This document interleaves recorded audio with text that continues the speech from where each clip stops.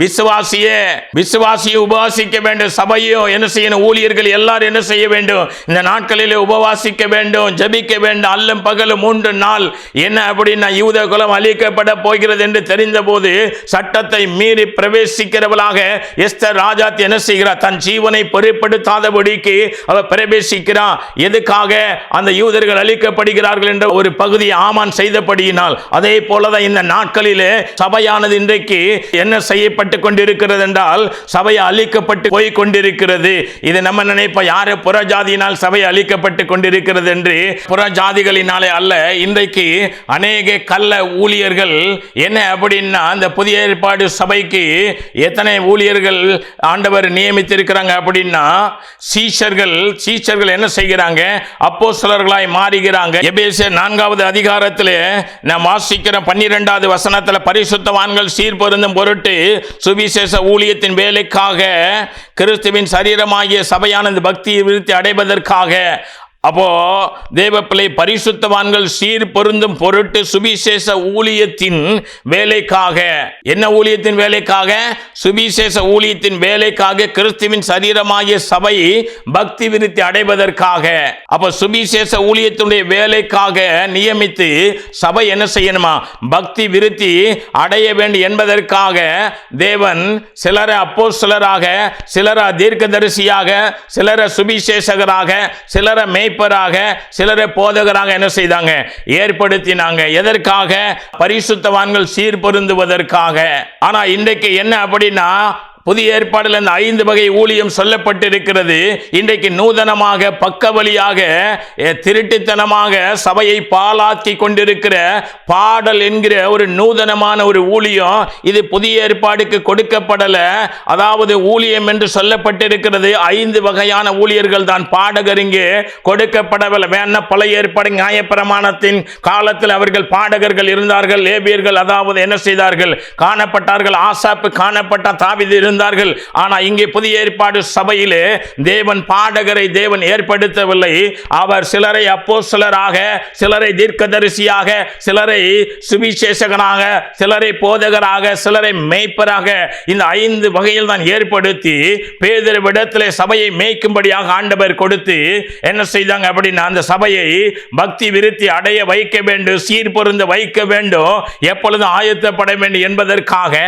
ஆனால் இன்றைக்கு திருட்டு தனமாக ஆட்டு தொழுவ வாசல் வழி அல்லாமல் வேறு வழியாக நான் வாசிக்கிறோம். யோவான் 10வது அதிகாரத்தில் 1வது வசனம் இப்படியாக சொல்லுகிறது, மெய்யாகவே மெய்யாகவே நான் உங்களுக்கு சொல்லுகிறேன், ஆட்டு தொழுவத்திற்குள் வாசல் வழியாய் பிரவேசியாமல் வேறு வழியாய் ஏறுகிறவன் கள்ளனும் கொள்ளைக்காரனுமாய் இருக்கிறான்.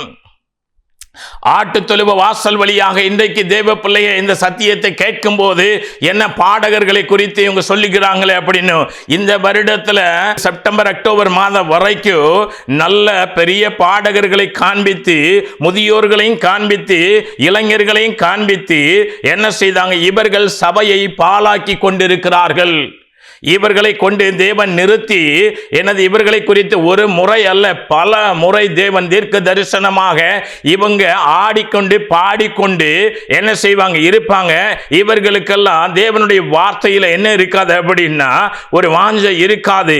செய்தி கொடுப்பதில் அவர்களுக்கு அந்த விதமான ஒரு பகுதியில் வாஞ்சை காணப்படாது. எப்பவும் பாடிக்கொண்டு ஆடிக்கொண்டு அந்த பாடகர்களை உற்சாகப்படுத்தி கொண்டு இருப்பாங்க.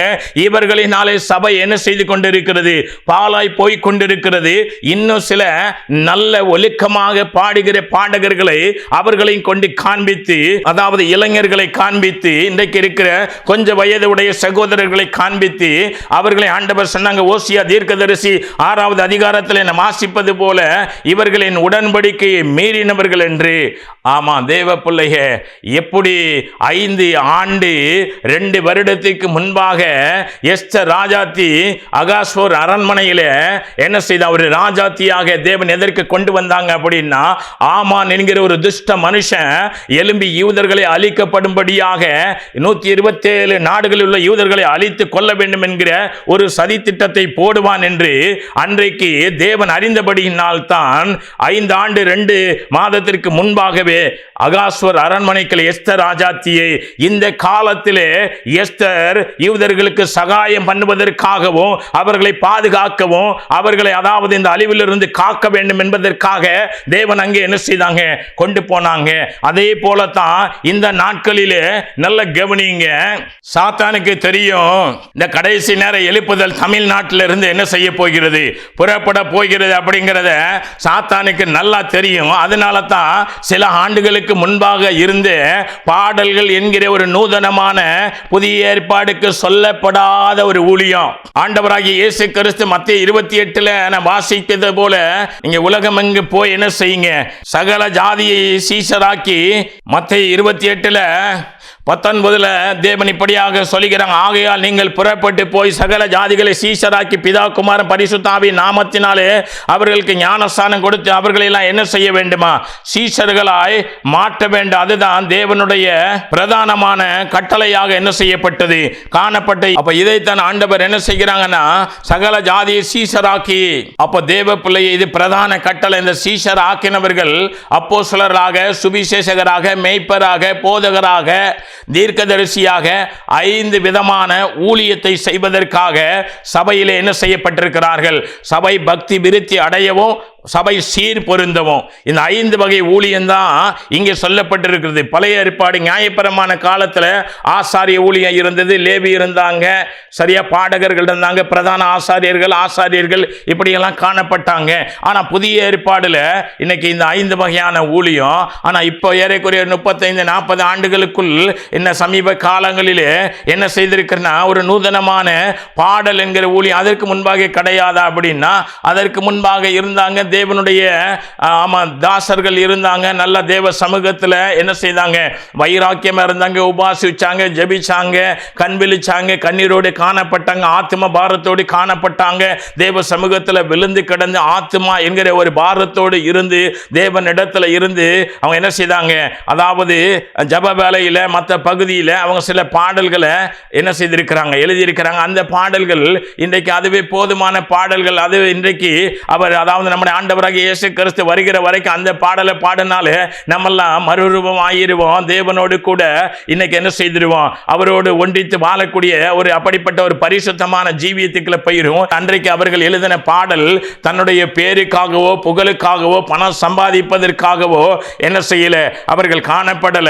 அவர்கள் எப்படியாவது மனவாட்டி சபையானவள் என்ன செய்ய வேண்டும், இந்த ஞான பாடல்கள் மூலமாக ஜனங்கள் தேவனிடத்தில் ஒரு கிட்டி சேரக்கூடிய அனுபவத்துக்கு வர வேண்டும் என்பதற்காக என்ன செய்தாங்க, எழுதினாங்க.